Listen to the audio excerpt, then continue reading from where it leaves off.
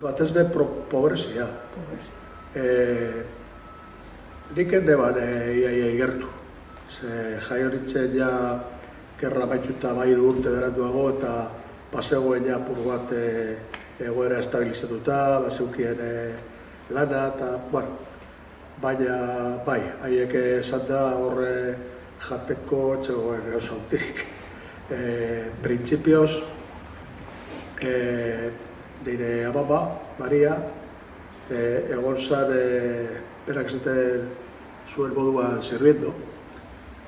Bai abadion, orain horre hotel bat eta restaurante bat egontan Mendizabal horrek euki eban etxe horretan. Eta eben Durangon ere Eskurdin, La Paz kafean, horre egon zan Biarrien.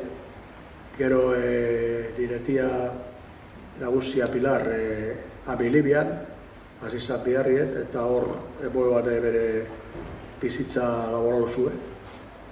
Eta nire ama ere, abairu urtekaz, berak abalau zeukala esan da, Abilibian sartu zan, eta handik gitxira enkargau batek esan zuen zuke gezurra, eta doztazu, ez da ze abairu dekozu.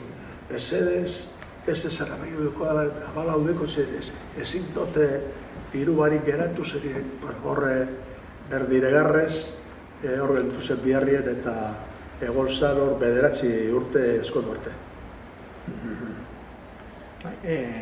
Gero be, lanean hasi izenean zurean emakume izen eta edozin tokitan, Amiliben edozin tokitan, gogorra izango zen egoera beretzat, ez da, 3 urterekin eta lanean.